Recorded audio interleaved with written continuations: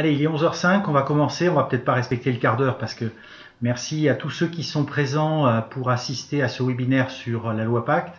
Donc je me présente, je suis Martin Schnapper, expert comptable commissaire aux comptes et le dirigeant donc de la société Fil Aquitaine, où nous sommes un cabinet d'expertise comptable basé à Bordeaux, qui accompagne donc les entrepreneurs dans la gestion de leur entreprise au quotidien.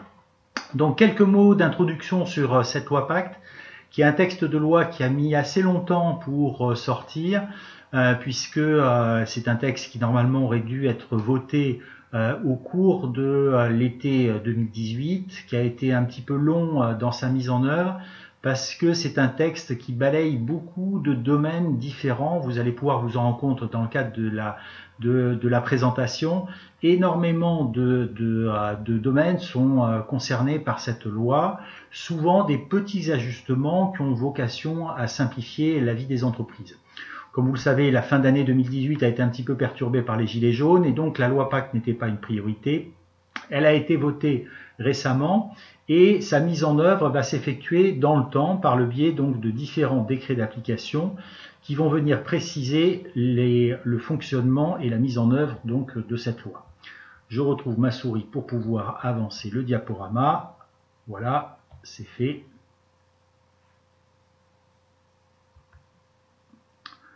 Donc les grands items qui vont être modifiés par la loi, ça va être notamment des modifications de réglementation concernant les formalités des entreprises, un certain nombre de dispositions qui concernent les EIRL, qui sont, comme vous le savez, les entreprises individuelles à responsabilité limitée, et pour lequel le gouvernement souhaite promouvoir ce statut-là, qui jusqu'à présent a eu un succès tout à fait relatif, alors que pour moi, il présente un certain nombre d'intérêts. Différentes dispositions concernant la présentation et la publication des comptes annuels des entreprises, des dispositions relatives aux conjoints du chef d'entreprise, des mesures relatives à l'innovation que j'ai choisi de ne pas vous présenter, mais on vous enverra le diaporama, vous aurez le détail complet des mesures relatives à l'innovation qui ont pour vocation notamment à faciliter les relations entre les universités et les entreprises sur des programmes de recherche en permettant notamment à des fonctionnaires chercheurs d'être détachés dans les entreprises. Quelques mesures concernant le droit des sociétés, des mesures diverses, vous allez voir, notamment les soldes sont impactés. Et en matière sociale, une réforme du plan d'épargne sur lequel nous reviendrons ultérieurement parce que c'est une réforme relativement importante. On a créé le plan d'épargne retraite. Vous commencez à voir des communications dans la presse et par la biais de la publicité sur les organismes d'assurance et les organismes bancaires qui commencent à communiquer sur le nouveau plan d'épargne retraite. J'en donnerai les grandes lignes, mais nous y reviendrons plus longuement dans un futur webinaire. Et puis une mesure très intéressante en matière de modification des effectifs. Comme vous le savez en France, on a des notions de seuil pour les entreprises avec un seuil à 10, un seuil à 11, un seuil à 20, un seuil à 50, un seuil à 200, un seuil à 250, qui étaient assez compliqués à gérer. Pourquoi? Parce que selon le seuil, l'application des dispositifs était différente et donc c'était assez compliqué de s'y retrouver, d'autant plus que la notion d'effectif n'était pas la même selon les mesures et vous allez voir que dans le cadre de ce texte de loi, un grand coup de balai a été pratiqué sur la notion d'effectif. Dans la pratique, donc, comme je vous l'ai dit, le texte a été voté le 22 mai 2019. En l'absence de précision, les mesures présentées sont d'application immédiate, mais tout un certain nombre de dispositions vont nécessiter, comme c'est toujours le cas avec les lois, la mise en œuvre de décrets d'application qui viennent préciser. Vous savez que le Parlement vote des lois et ensuite le gouvernement précise le contenu de ces lois par le biais de décrets d'application. Et la loi n'est applicable que lorsque le décret est sorti. Sur le plan pratique, donc en ce qui concerne les formalités des entreprises, vous allez avoir une grande modification qui va toucher donc ce qu'on appelle les CFE, les centres de formalité des entreprises, qui sont les organismes qui s'occupent de procéder à l'immatriculation donc des entreprises. C'est un petit peu le tunnel par lequel on immatricule les entreprises à charge pour le centre de formalité ensuite de répartir l'information à l'administration fiscale, au greffe du tribunal de commerce et à l'URSSAF. Là, il va y avoir une modification puisque jusqu'à présent, nous avions des greffes physiques. Vous pouviez aller à la chambre de commerce, vous pouviez aller à la chambre des métiers, vous pouviez aller à la chambre d'agriculture, rencontrer des gens. Et donc, dorénavant, dans le temps, les centres de formalité des entreprises vont être carrément supprimés. Et en plus, tout va être regroupé. Il n'y aura plus qu'un seul centre de formalité des entreprises, alors qu'aujourd'hui, il y a 7 centres de formalité différents. Les artisans, les commerçants, les professions libérales, les agriculteurs, etc., etc. Et donc, progressivement, on va passer vers d'abord le regroupement de toutes les entités et puis ensuite l'obligation de faire le dépôt par voie électronique. Je vous rappelle que ça concerne les créations de sociétés, bien sûr, mais ça concerne aussi toutes les modifications. Vous faites une modification statutaire par le biais d'une augmentation de capital, vous changez la dénomination sociale de votre société, vous changez la dénomination, vous faites une augmentation de capital, vous changez le siège social. Tout ça, ça donne lieu à des publications qui passent par l'intermédiaire d'un centre de formalité des entreprises avant d'être publiées, notamment au greffe du tribunal de commerce. Donc on va vers une mesure de simplification, CFE unique et déclaration électronique par voie obligatoire. Deuxième mesure importante, c'est qu'on va essayer d'unifier tous les numéros qu'avaient les entreprises en créant un numéro d'identification unique pour toutes les entreprises. Ce numéro sera le même, d'accord ? Deuxième mesure de simplification qui est mise en œuvre, l'obligation de transmission des documents comptables par voie électronique, notamment je pense au greffe du tribunal de commerce, où toutes les sociétés, comme vous le savez, doivent déposer leurs comptes. Aujourd'hui, on peut faire un dépôt papier, on peut faire un dépôt électronique. Chez nous, par exemple, on dépose pour nos clients l'ensemble des comptes annuels par voie électronique. Dans le temps, vraisemblablement, c'est ce qui est prévu par le texte, la transmission des documents comptables par voie électronique sera obligatoire.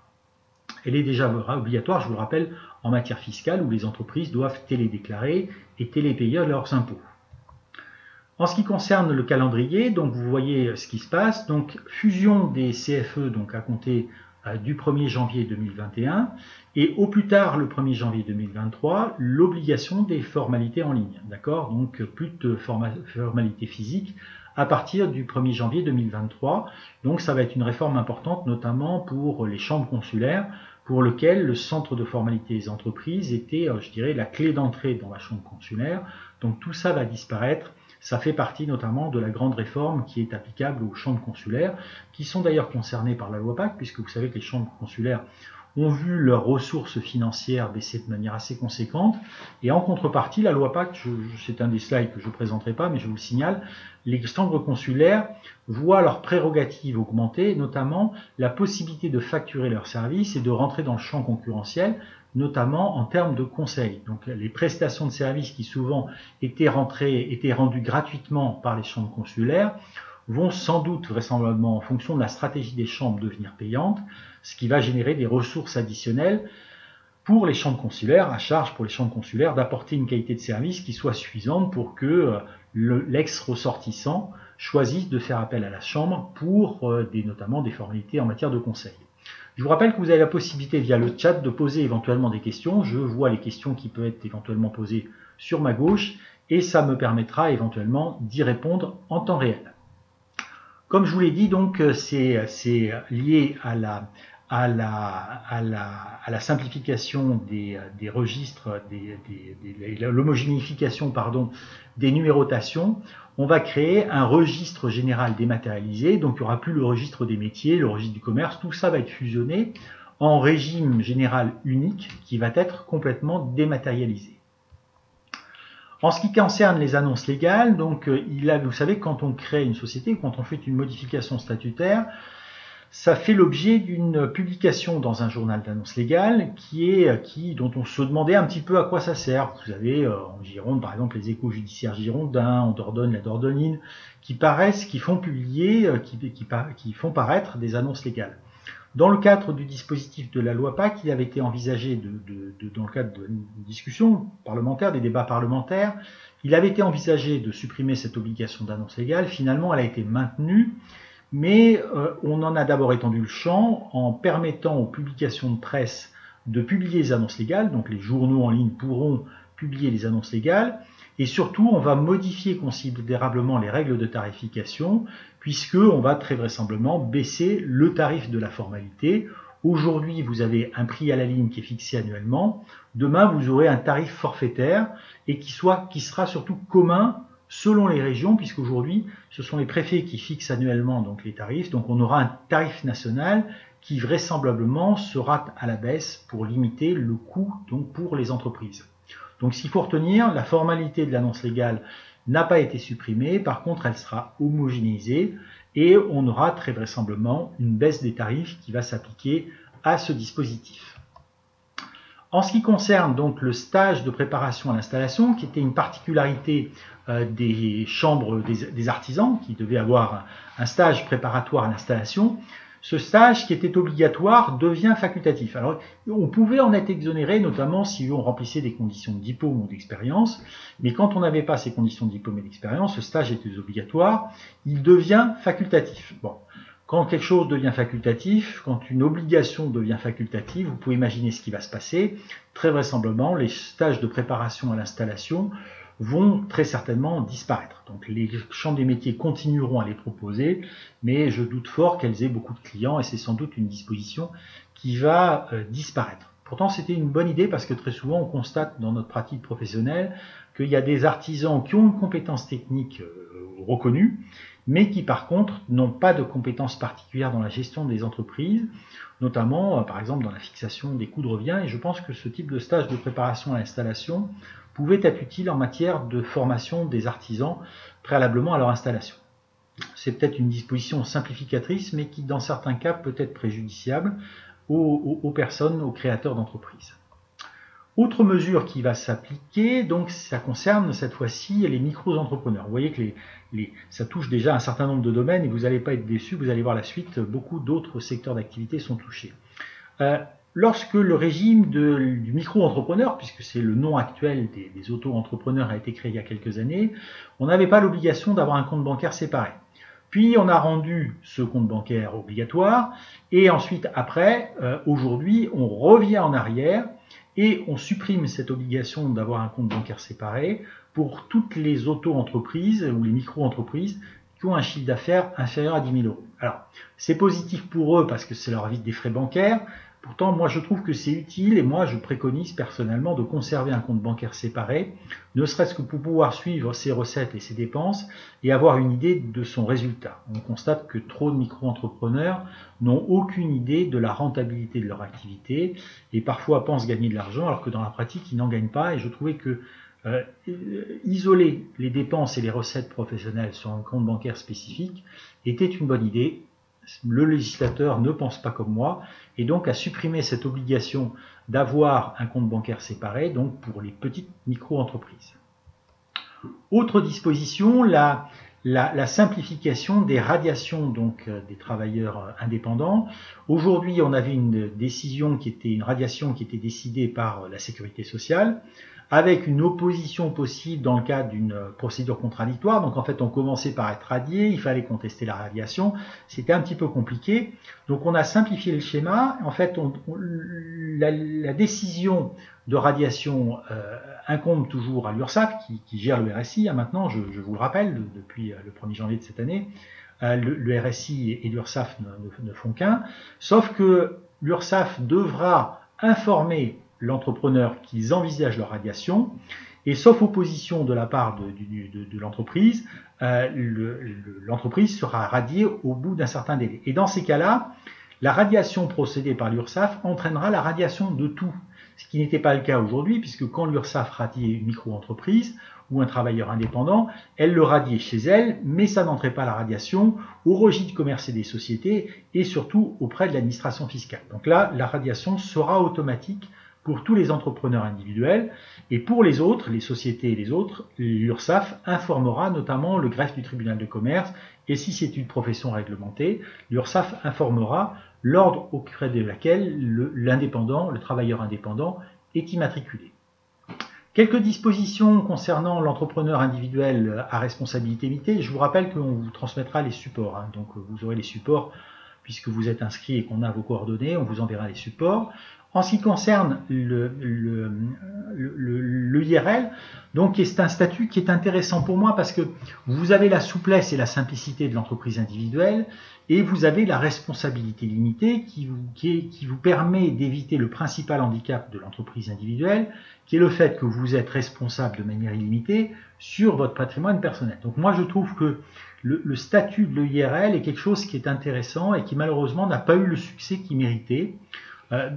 Chez FIDE Aquitaine, on en fait la promotion assez régulière pour ceux qui souhaitent avoir un statut qui est simple. Immatriculer une entreprise individuelle, c'est plus simple à immatriculer qu'une société. Il n'y a pas de statut, il n'y a pas de formalité lourde comme on l'a pour une société commerciale. Et donc le IRL est un outil intéressant. Il y a une jurisprudence qui a décidé que lorsqu'un créateur d'entreprise ne mettez pas de patrimoine d'affectation, vous savez, c'est les sommes ou les objets que l'entrepreneur individuel affecte à son activité professionnelle, ce qui lui permet donc de bien séparer son patrimoine professionnel, qui est celui qu'il a déclaré, son patrimoine d'affectation, de son patrimoine personnel qui, en cas de difficulté d'entreprise, en cas de dépôt de bilan, ne sera pas touché par la procédure collective. Et donc il y avait une jurisprudence qui disait que quand le patrimoine d'affectation est égal à 0, l'entreprise individuelle était nulle, n'existait pas. Voilà.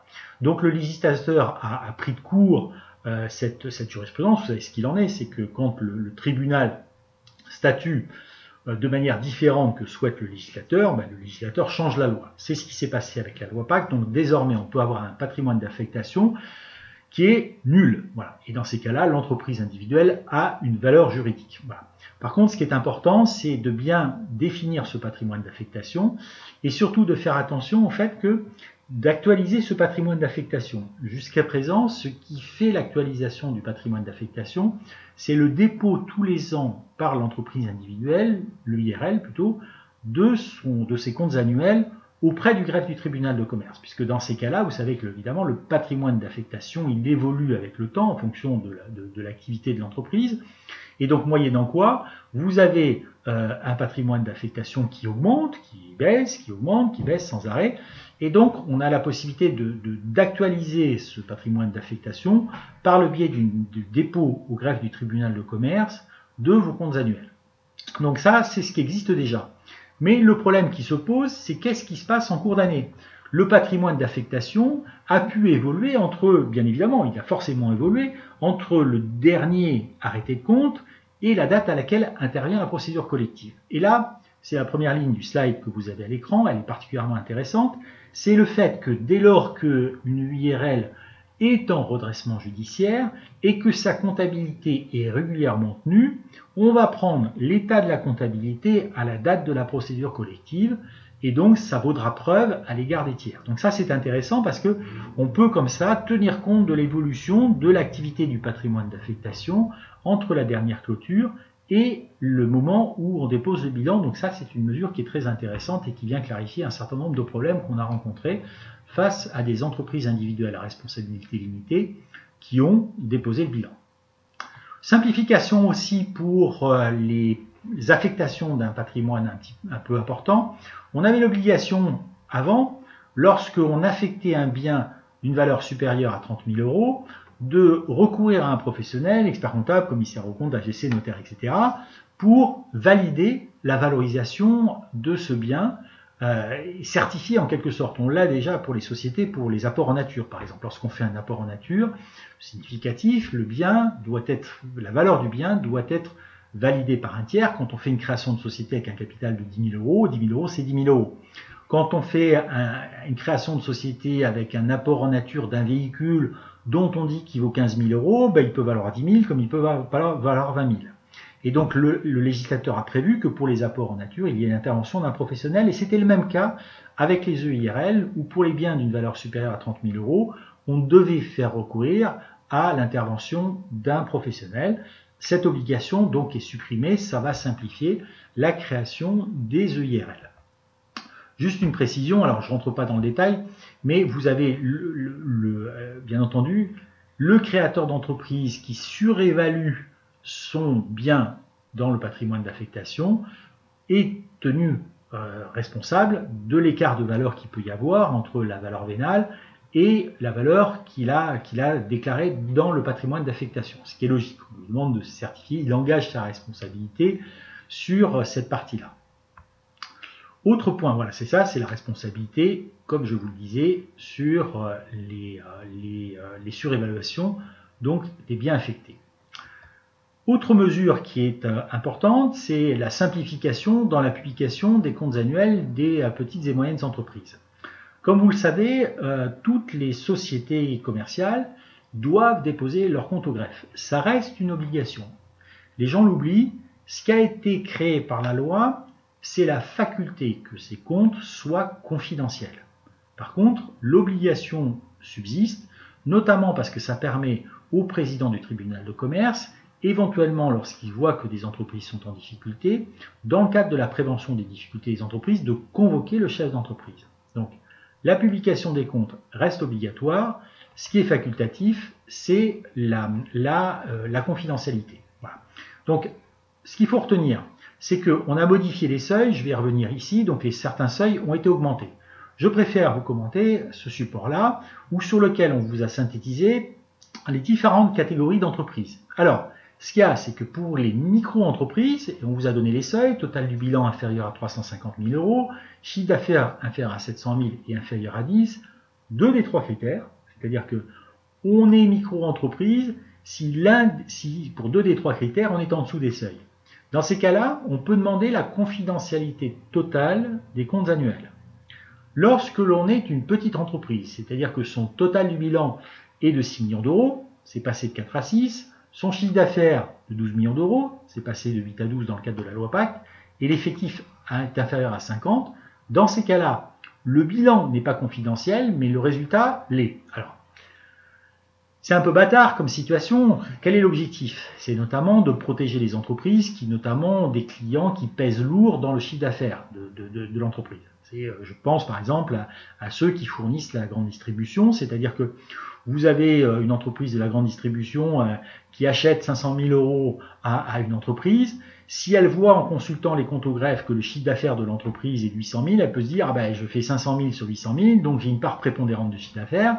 Et si je vois que mon fournisseur gagne beaucoup d'argent, ça veut dire que c'est moi qui ai contribué à la réalisation de ce résultat. Donc, je peux aller renégocier avec lui des prix puisque je sais qu'il vit, entre guillemets, sur mon dos. Voilà.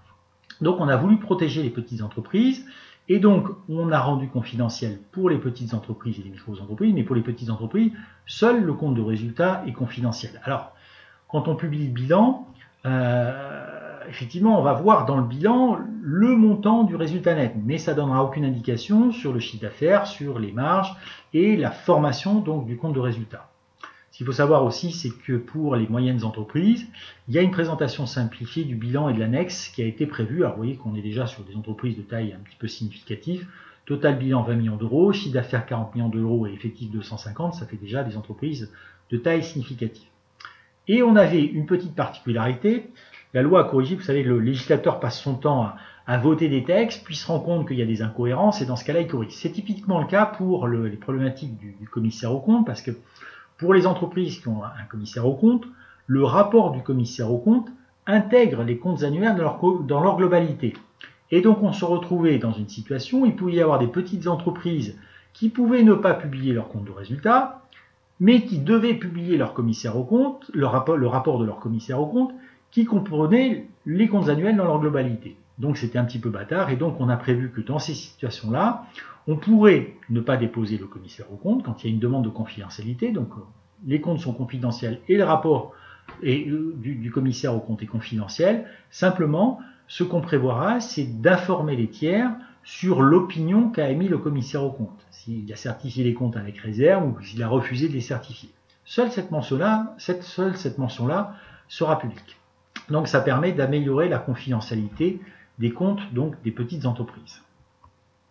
Autre disposition qui s'applique, alors là qui va ne viser que les entrepreneurs individuels, c'est le problème du statut du conjoint du chef d'entreprise lorsqu'il participe à l'exploitation. Pendant de longues années, alors on avait beaucoup d'entreprises individuelles dont le conjoint participait à l'activité de l'entreprise sans avoir de statut. Donc on a créé plusieurs statuts pour le conjoint, conjoint collaborateur, conjoint associé, conjoint salarié. Et normalement, le chef d'entreprise devait déclarer, alors je parle bien du cas de figure où le conjoint participe à l'activité de l'entreprise individuelle.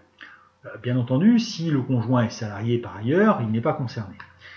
Donc le chef d'entreprise avait l'obligation de déclarer le statut de son conjoint lorsque le conjoint participait à l'exploitation, ce qui permettait au conjoint d'avoir notamment une protection sociale et de cotiser pour sa retraite, parce qu'on a vu les cas de figure où il y avait séparation des couples, les divorces arrivent fréquemment, et donc on retrouvait avec des conjoints d'exploitants individuels qui n'avaient aucune couverture sociale et pas de cotisation.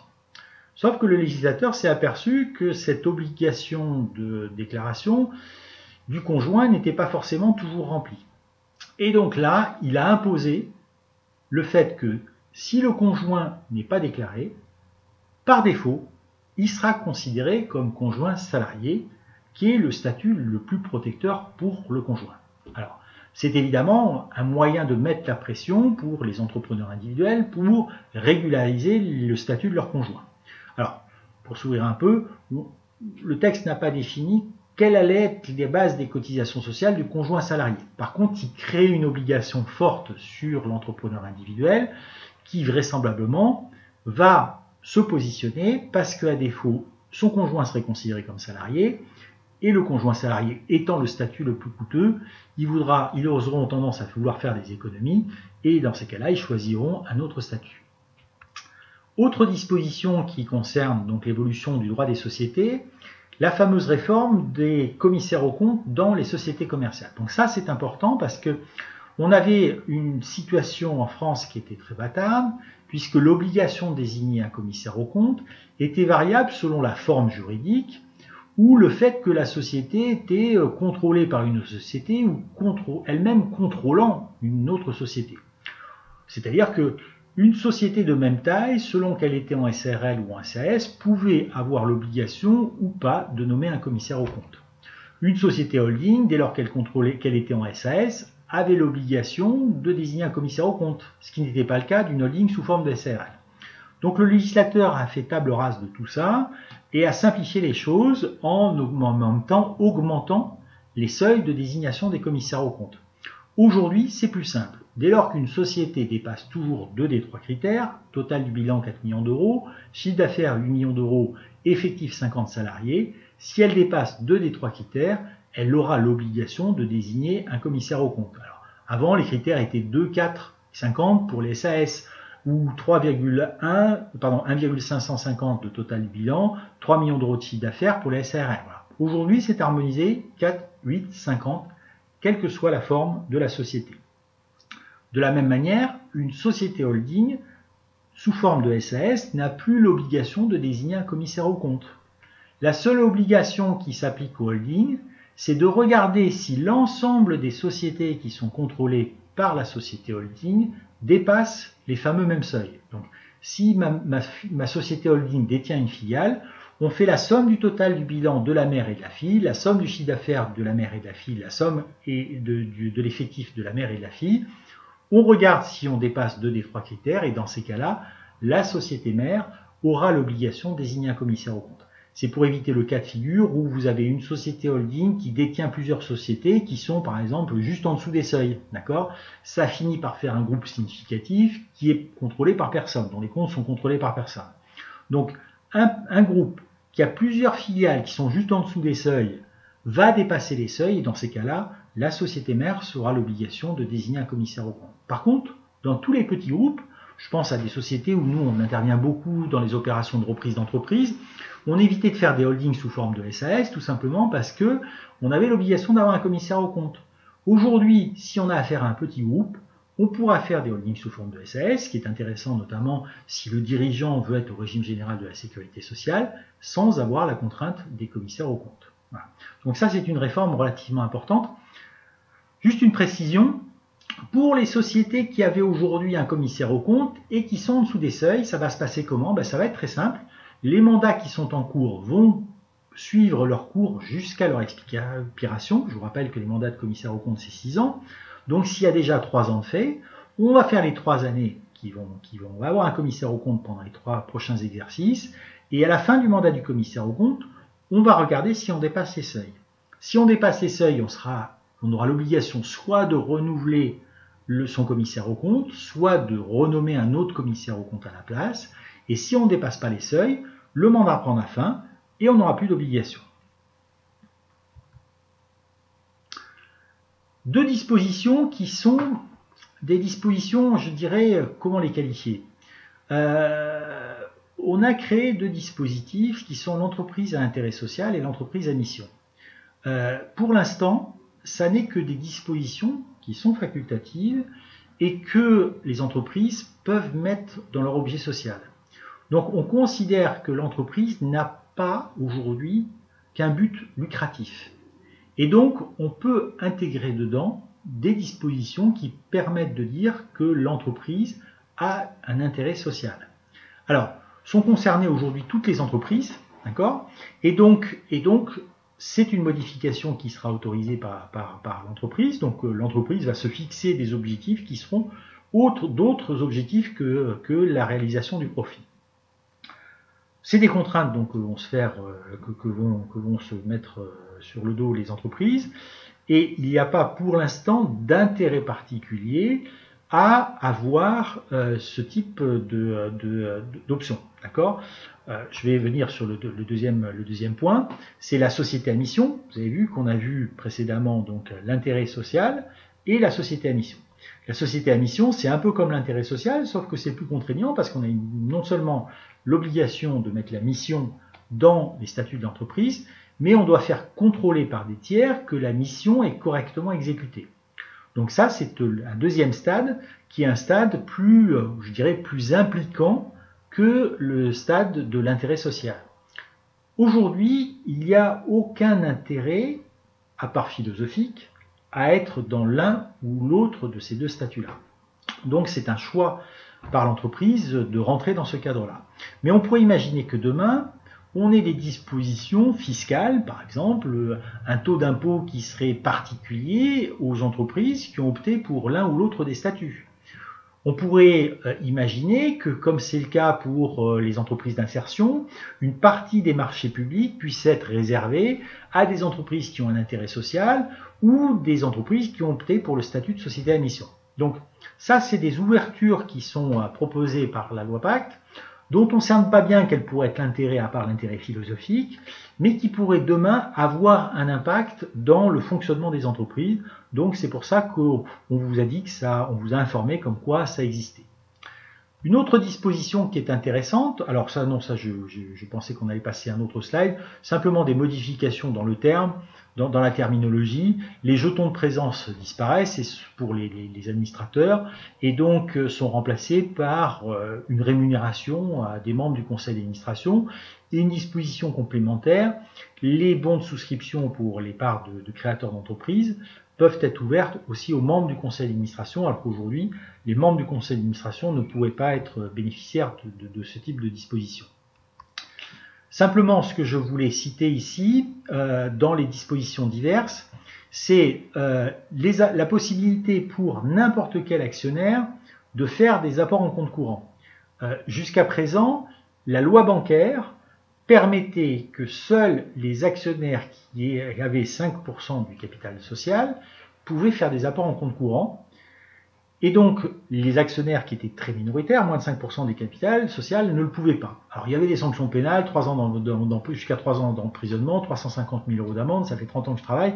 J'ai jamais vu d'incrimination à ce titre-là. Donc, le législateur a simplifié les choses et a dit dorénavant, tout actionnaire pourra avoir un compte courant dans la société, et même les directeurs généraux délégués et présidents de SAS, qui ne sont pas actionnaires, peuvent aussi avoir des comptes courants dans la société. C'est une petite mesure de simplification et ça légalise la situation de certaines entreprises qui avaient des comptes courants avec des actionnaires qui avaient moins de 5% du capital social. Autre disposition qui a été étendue, mais étendue pas beaucoup.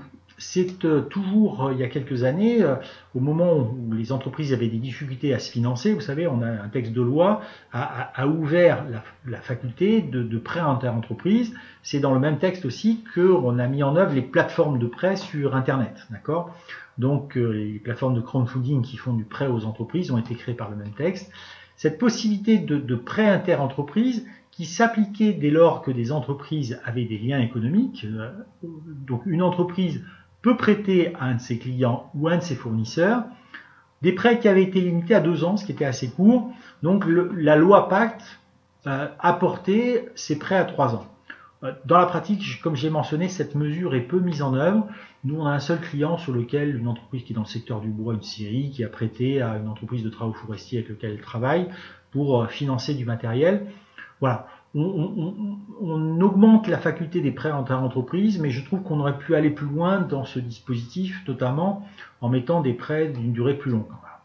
Donc, contrainte, lien économique entre les entreprises, il faut qu'il y ait une relation client-fournisseur entre 2 entreprises pour qu'on puisse mettre en œuvre les prêts inter-entreprises. Autre disposition intéressante, qui était un petit peu compliquée en France, alors on peut le faire, mais on va pouvoir créer ce qu'on appelle des fonds de pérennité. C'est un petit peu les statuts proches, on vous l'a indiqué, des fondations d'entreprises telles qu'elles existent en Allemagne et dans les pays nordiques, où les entreprises ne sont plus détenues par des actionnaires personnes physiques ou par des sociétés holding, mais par l'équivalent des fondations. Par exemple, l'une des fondations qui est très connue, c'est la société Robert Bosch, l'équipementier automobile allemand, dont le capital est détenu par une fondation. Donc là, dans ces cas-là, ça veut dire que le fondateur de l'entreprise, très souvent, considère que pour assurer l'indépendance de la société qu'il a créée, apporte ses titres à un fonds de pérennité, puisque c'est le nouveau dispositif qui est mis en œuvre en France. Et dans ces cas-là, donc, le capital de la société n'est plus détenu par des personnes physiques, il ne peut plus être vendu, on vous dit l'inaliénabilité des apports. Ça veut dire que la fondation ne peut pas revendre les titres qu'elle a reçus dans le cadre de sa création. Et bien évidemment, la loi prévoit la mise en place d'organes de gestion, des conseils d'administration qui sont en général composés de personnalités qualifiées. Très souvent, c'est le fondateur de l'entreprise qui est en même temps le donateur qui au début est le président du conseil d'administration. Puis ensuite, à sa disparition, forcément, c'est des tiers qualifiés qui viennent remplacer donc au sein du conseil d'administration pour s'assurer que la fondation fonctionne conformément aux statuts qui ont été mis en œuvre et notamment aux volontés de la personne qui a créé la fondation. Et puis il y a un comité de gestion qui lui est chargé de gérer au quotidien, c'est-à-dire que je vous rappelle que le fonds de pérennité va détenir une société commerciale. Et donc, par définition, il faut que cette société commerciale elle soit gérée. Donc, le comité de gestion va notamment désigner toute la gouvernance de la société commerciale, c'est-à-dire le management au quotidien de la structure. Donc, alors, il existe des fondations d'entreprise, mais là, en l'occurrence, le fonds de pérennité a pour seul et unique objectif d'assurer la pérennité du capital de l'entreprise. Donc, il y aura un fonds de pérennité par entreprise.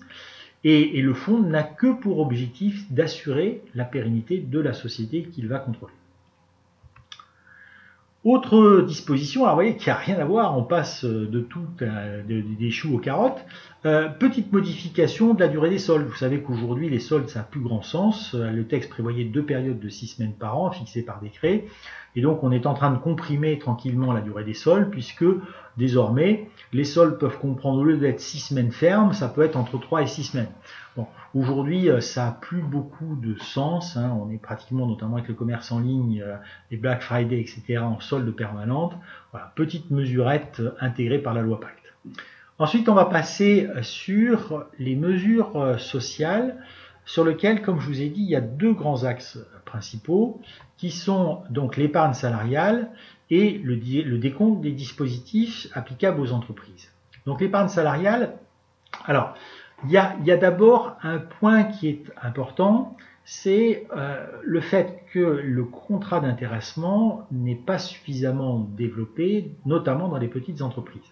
Comme vous le savez, on a un souci d'équilibre des régimes de retraite, on a la démographie défavorable. On vit plus longtemps, ce qui est une bonne chose, Mais le fait que l'on vit plus longtemps contribue à déséquilibrer les régimes de retraite, puisque forcément, on est retraité plus longtemps et on a un problème d'équilibre entre le nombre des gens qui cotisent et le nombre de gens qui perçoivent les pensions. Puisque, comme vous le savez, les régimes obligatoires en France sont des régimes par répartition. Ce sont les actifs d'aujourd'hui qui payent les retraites d'aujourd'hui, les retraités d'aujourd'hui. Donc, le système, bien évidemment, ne va pas faire faillite, contrairement à ce qu'on entend par moment. Pourquoi? Parce que si le système fait faillite, c'est l'émeute. Ça veut dire que tous les retraités d'aujourd'hui n'ont plus de revenus. D'accord? Donc, mécaniquement, le régime des retraites par répartition, qui est le régime obligatoire que l'on a aujourd'hui, ne peut être que réformé au fur et à mesure. Il doit être réformé. Pourquoi? Parce que, comme je vous ai dit, on va ajuster. Donc, on ajuste comment? En augmentant la durée de cotisation, en augmentant les cotisations, en gelant le point d'indice, par exemple. Si vous ne revalorisez pas les pensions alors que les salaires augmentent, mécaniquement, ça contribue à rééquilibrer les régimes. Voilà. Mais malgré tout, le législateur incite à ce que les particuliers continuent à épargner de leur côté. Le contrat d'intéressement, c'est un outil d'épargne salariale qui est intéressant, notamment quand il est lié derrière avec le plan d'épargne d'entreprise et les PERCO, les plans d'épargne retraite collectifs.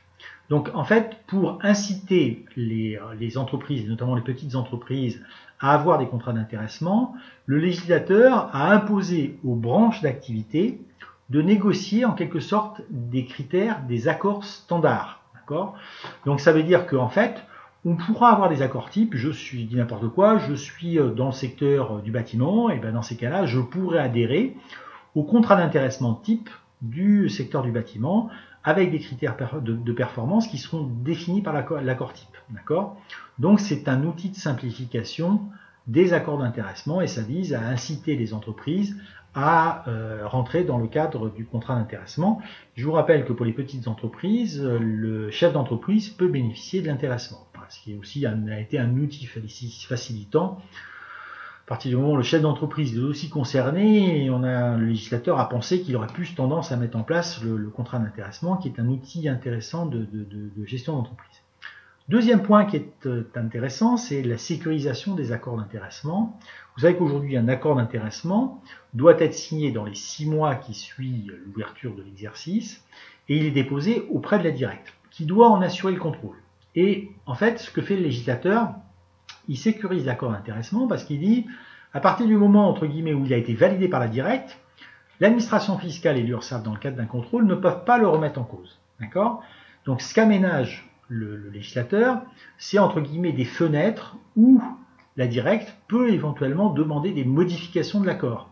Donc elle peut demander une modification de l'accord dans les 4 mois du dépôt de l'exercice. D'accord ? Donc là, alors nous on a vu un cas de figure sur lequel la directe a demandé une modification parce que l'assureur qui avait fait le contrat avait fait une formule qui n'était pas normale, enfin pas correcte, puisque, comme vous le savez, l'intéressement doit pouvoir être nul. Si vous faites un contrat d'intéressement sur le chiffre d'affaires, basé sur le chiffre d'affaires, il y a peu de chances pour que le chiffre d'affaires d'une entreprise soit nul. Donc l'intéressement est certain, il ne peut pas être nul, et dans ces cas-là, l'accord est irrégulier. Donc aujourd'hui, qu'est-ce qui va se passer demain?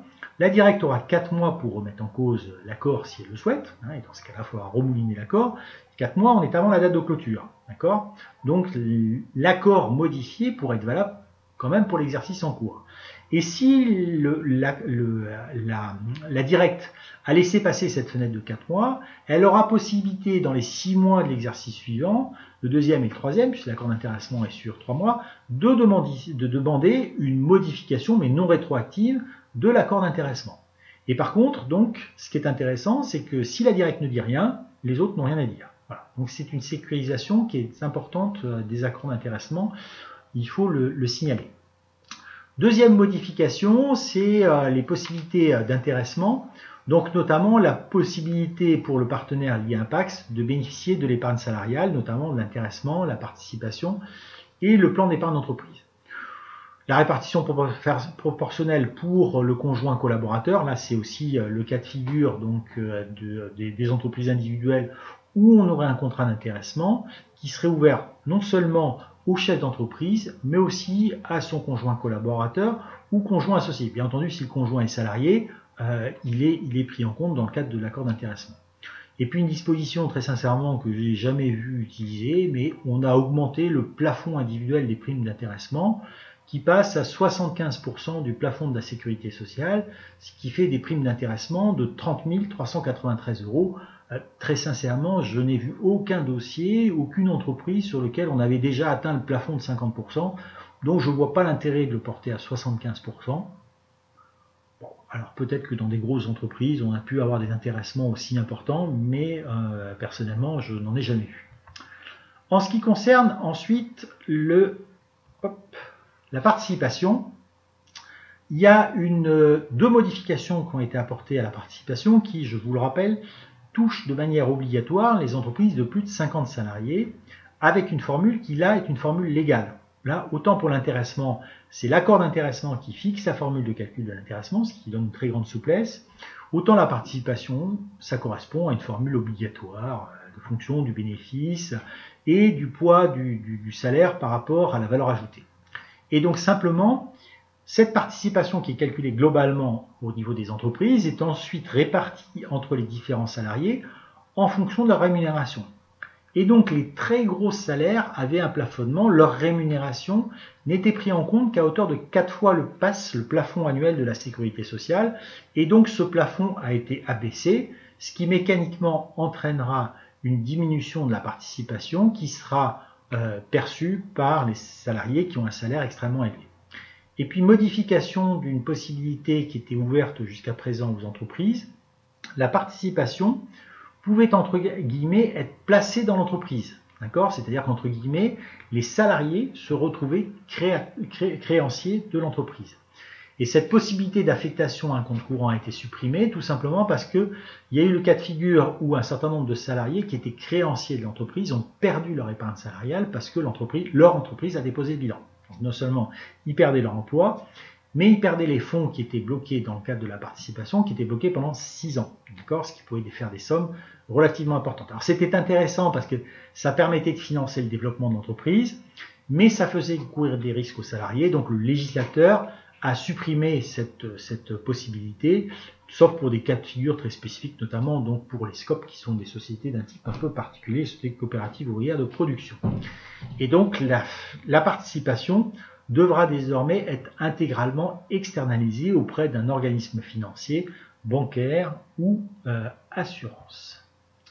En ce qui concerne les plans d'épargne d'entreprise, une disposition qui peut être intéressante mais qui est limitée à l'acquisition des titres émis par une entreprise. En ce qui concerne l'abondement, vous savez qu'il peut y avoir abondement dès lors que le salarié a versé sur le plan d'épargne d'entreprise. Donc le mécanisme classique que l'on fait dans les entreprises, c'est je fais un contrat d'intéressement et le salarié utilise son intéressement pour verser au plan d'épargne d'entreprise. Et là, dès lors que le salarié verse au plan d'épargne d'entreprise, l'entreprise peut abonder le versement du salarié dans le plan d'épargne d'entreprise. Bien entendu, tout ça est plafonné, parce que sinon, ça serait des rémunérations déguisées, donc il y a des plafonds de versement de l'abondement, mais il fallait qu'il y ait un versement du salarié pour qu'il y ait abondement de l'employeur. Et là, le législateur introduit une disposition nouvelle qui permet à l'employeur d'abonder le plan d'épargne d'entreprise, alors même que le salarié n'avait rien versé, dans l'hypothèse notamment d'acquisition des titres émis par l'entreprise. Donc ça peut être intéressant, notamment lorsqu'on a un projet de transmission de l'entreprise aux salariés. On peut faire une transmission progressive de l'entreprise aux salariés en ayant un financement qui est effectué par l'entreprise. Donc ça, c'est une disposition nouvelle. Alors, elle est limitée, mais elle mérite d'être connue. Autre disposition qui est intervenue donc dans la gestion des plans d'épargne d'entreprise, c'est l'obligation, notamment pour la personne qui gère le plan d'épargne d'entreprise, de fournir aux salariés un relevé détaillé de son épargne et donc préciser les affectations qu'a fait le salarié de son épargne. Voilà. Donc ça, personnellement, c'est un peu curieux parce que dans toutes les entreprises clientes que l'on a, je trouvais que l'information qui était fournie par par les teneurs de livres, par les organismes gestionnaires, était assez large. Visiblement, il devait y avoir des organismes qui n'étaient pas très transparents, et donc le législateur a imposé un nouveau degré d'information donc des salariés dans la gestion de leur épargne. Et puis, il y a une disposition qui a été introduite qui n'existait pas jusqu'à présent pour les SARL, la possibilité de débloquer son plan d'épargne d'entreprise pour acheter des parts de l'entreprise. Donc toujours dans le schéma dont je parlais tout à l'heure, transmission des entreprises aux salariés. Donc je peux aujourd'hui abonder le plan d'épargne d'entreprise et ensuite je peux utiliser les fonds d'épargne du plan d'épargne d'entreprise pour acheter des parts de l'entreprise, quelle que soit la forme juridique de l'entreprise. Jusqu'à présent, seules les sociétés par action, SA et SAS, étaient concernées. Les SARL, notamment, étaient exclus de ce dispositif. Le législateur a corrigé le tir et a étendu cette disposition aux parts sociales de SARL. Donc, comme je le disais tout à l'heure, donc le plan d'épargne retraite collectif a été aussi modifié. Le PERCO, donc, c'est un dispositif de plan en faveur de la retraite. Vous savez que le plan d'épargne entreprise est bloqué pendant 5 ans, d'accord? Donc c'est une épargne de courte durée, alors que le plan d'épargne retraite collectif, donc qui est le plan d'épargne inter-entreprise, lui a un deuxième type de plan. Lui a vocation à n'être débloqué qu'au moment de départ en la retraite. Voilà. Et en fait, on avait une disposition qui était un petit peu bizarre, qui faisait que dès lors que l'on voulait mettre en place dans une entreprise un plan d'épargne collectif, un PERCO, on devait avoir préalablement mis en place un PEE ou un PEI. J'ai jamais très bien compris l'intérêt de cette disposition, et donc cette disposition est supprimée par le législateur. Si vous voulez mettre en place dans votre entreprise qu'un PERCO, c'est désormais possible. Vous n'êtes pas obligé d'avoir mis en place préalablement un PEE ou un PEI. Et puis une deuxième disposition qui est mise en place par le législateur, ça vise les plans d'épargne entreprise ou sur lesquels vous aviez des anciens salariés. Vous savez que les frais de gestion des plans d'épargne sont pris en charge par l'entreprise. Mais ils sont pris en charge par l'entreprise pour ses salariés. Quand un salarié quittait l'entreprise, les frais de gestion de son plan d'épargne d'entreprise n'étaient pas pris en charge par l'entreprise. Et donc certains fonds de gestion avaient une tendance à surfacturer les frais de gestion pour les anciens salariés. Donc le législateur a mis fin à ça et donc a plafonné les frais de gestion qui seraient à la charge des anciens salariés. Voilà, le législateur corrige les abus qu'ont pu faire un certain nombre d'organismes gestionnaires. Un point donc important sur lequel, comme je vous disais tout à l'heure, on a une modification importante du cadre général du plan d'épargne retraite. Et ça, on y reviendra lors d'un webinaire spécifique, tout simplement parce que les décrets d'application sont parus assez récemment et on a du mal encore à en voir le contour précis. Ce qu'il faut savoir, c'est que le cadre général, aujourd'hui, on a tout un certain nombre de dispositifs qui sont les Madelins pour les entrepreneurs individuels, l'après-fonds pour les fonctionnaires, les PERP pour les particuliers, les plans d'épargne retraite personnelle pour les particuliers, les articles 82, les articles 83. Donc il y a plein de dispositifs d'épargne différents selon le statut social de la personne, ce qui fait que la personne, en fonction de sa carrière, se retrouve avec plein de dispositifs différents. Et donc le législateur a voulu simplifier tout ça et a défini un nouveau régime qui est le plan d'épargne retraite, donc qui aura notamment comme intérêt de faciliter les transferts d'épargne entre les différents régimes.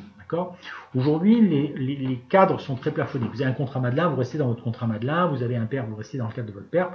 Et l'objectif, c'est d'essayer de fluidifier tout ça, puisque, je vous rappelle, les plans d'épargne retraite, c'est des placements de longue durée, puisque l'objectif, c'est de préparer sa retraite, et donc forcément, on incite les gens à ouvrir des plans le plus tôt possible pour qu'au jour de leur retraite, le capital qu'ils auront de disponible sera le plus important possible. Voilà.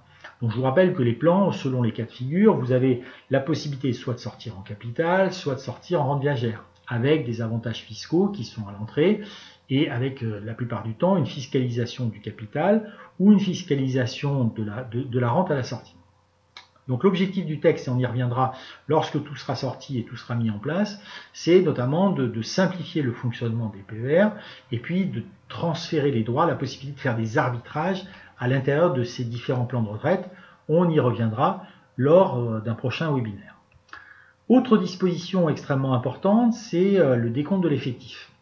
Donc là, il y a déjà une première mesure qui a été mise en œuvre. La première mesure de simplification, c'est que pour calculer l'effectif, selon le dispositif, on avait plusieurs méthodes. Voilà. Ce problème d'effectif et de seuil d'effectif était devenu extrêmement compliqué avec le temps, puisque les obligations d'une entreprise n'étaient pas les mêmes selon la taille de l'entreprise, mais la taille de l'entreprise mesurée en termes d'effectifs ne répondait pas à la même règle. Donc le législateur a fait table rase de tout ça, vous allez voir, c'est une simplification qui est très intéressante. D'abord, première mesure, on va compter l'effectif toujours de la même manière. Ça, c'est quand même, je ne comprends pas qu'on ne l'ait pas fait avant, mais ça y est, c'est fait. Et donc, c'est la définition de l'URSSAF, le Code de la Sécurité sociale, qui va s'appliquer pour à chaque fois que l'on parlera d'effectifs, ce sera toujours l'effectif tel que calculé par la sécurité sociale. D'accord ? Voilà. Avec évidemment des calculs particuliers lorsqu'il y a des créations d'entreprises, puisqu'on prendra l'effectif de l'année précédente. Et donc, il y aura des calculs pour les entreprises nouvelles qui vont être différents. Mais par contre, ce qui est important à savoir, un seul mode de calcul de l'effectif, celui qui est déterminé par le Code de la Sécurité sociale, c'est-à-dire par l'URSSAF. Et là, aujourd'hui, alors vous aviez différents dispositifs sur lesquels vous avez des seuils qui étaient applicables à 250, à 200 ou à 20, donc je vais passer rapidement sur ces slides que vous aurez, pour m'attacher à un slide qui est le plus intéressant, qui est celui-là, où en fait, vous avez aujourd'hui différentes règles qui s'appliquent ou sur lesquelles vous n'aurez plus que des seuils. Alors, je reviens juste en arrière. Ce qu'il faut retenir, c'est 11, 50, 250. Voilà. C'est les trois seuils qui existent. Et ensuite, tout est amorti, tout est harmonisé, excusez-moi. Tout est harmonisé. Et donc, on va retenir uniquement ces seuils-là. D'accord ? Donc, il y avait des seuils, par exemple, qui étaient à 20. Vous avez, par exemple, l'exemple du FNAL. Le FNAL, c'était moins de 20 personnes. Seuil bâtard. Le seuil de bâtard, le seuil de 20 personnes disparaissant. Et bien, dans ces cas-là, on va appliquer le seuil de 50 salariés. D'accord ? Donc, dorénavant, les entreprises se poseront des questions que quand elles dépasseront l'un de ces trois seuils. 11, 50, 250. Plus de seuil de 10, plus de seuil de 20, plus de seuil de 200, c'est plus simple. D'accord ? Mais il y a encore une simplification supplémentaire. La simplification supplémentaire, c'est la date, c'est comment s'applique la disposition lorsqu'on dépasse le seuil. Parce qu'on avait là aussi des effets, des applications qui étaient diverses. Il y avait des cas de figure, vous dépassiez le seuil, la mesure s'appliquait l'année suivante. Et puis vous aviez des cas de figure sur lesquels la mesure s'appliquait de manière différée. Exemple, la formation professionnelle continue. Vous dépassiez le seuil, vous étiez exonéré pendant 3 ans. Puis la 4e année, vous aviez un abattement de 75%. La 5e année, vous aviez un abattement de 50%. La 6e année, vous aviez un abattement de 25%. Bon, c'était ingérable. Voilà. Aujourd'hui, le législateur a simplifié. Et vous allez voir que la simplification, elle est assez violente. Je vous donne un petit exemple. Vous avez le texte ici, vous l'aurez dans le support, c'est la diaporama précédente, d'accord ? Et on vous a mis un petit dessin pour que vous compreniez bien. C'est l'exemple d'une société qui dépasse le seuil de 50 salariés. Et en fait, dans la pratique, les obligations qui sont afférentes au seuil de 50 salariés, donc les obligations qui sont afférentes aux entreprises de plus de 50 salariés, ne vont s'appliquer qu'avec un différé de 5 ans. D'accord ? Donc, exemple, l'entreprise en question dépasse le seuil en 2020. En 2021, ils sont 72. En 2022, ils sont 62. Ils sont 58, 51. Donc, pendant ces 5 années-là, on ne va pas appliquer les obligations afférentes aux entreprises de plus de 50 salariés. On va continuer à appliquer les obligations des entreprises de plus de 11 salariés. D'accord ? Et en 2025, la 6e année, elle va rentrer dans le dispositif. Et là, on va lui appliquer toutes les obligations des entreprises de plus de 50 salariés. Sauf que, et c'est pour ça que volontairement, on est taquin, on a mis un exemple comme ça, elle descend, cette année-là, pas de chance, elle descend à 48 salariés. Et bien dans ce cas, pour l'année suivante, on va repartir dans les obligations qui sont afférentes aux entreprises de plus de 11 salariés. Comme elle n'a pas dépassé l'effectif de 50 salariés une année, toutes les obligations auxquelles elle était soumise au titre du dépassement de seuil ne s'appliquent plus. Et ceci de nouveau pendant 5 ans. Même si l'année suivante, elle redépasse le seuil. D'accord? Donc vous voyez qu'il y a un effet différé dans le temps. Comme l'année suivante, en 2026, elle dépasse le seuil de 50, ça n'est qu'au bout de la 6e année qu'elle va se retrouver de nouveau assujettie aux obligations des entreprises de 50 salariés. Donc vous voyez qu'il y a un effet différé, ça laisse vraiment le temps aux entreprises de s'habituer à ces contraintes supplémentaires, alors que parfois vous aviez des obligations qui s'appliquaient directement dès le passage du seuil. L'année d'après, boum, ça y est, vous avez la cotisation qui a augmenté, le versement transport, l'obligation de désignation d'un CE, etc. etc. D'accord? Bon. Donc ça, ce qu'il faut retenir de cette mesure-là qui est extrêmement importante, c'est d'une part le fait que le calcul de l'effectif est harmonisé, les seuils sont simplifiés et vous avez un différé de 5 ans. D'accord? Donc ça, c'est extrêmement important pour les entreprises parce que c'était un vrai casse-tête, ce problème d'effectif. D'accord? Donc ça, c'est une mesure qui est extrêmement intéressante. Donc vous voyez que dans le texte, on a des dispositifs qui sont des babioles comme la modification des seuils et en même temps, vous avez des choses qui sont extrêmement importantes et extrêmement simplificatrices dans la notion de seuil d'effectif pour les entreprises.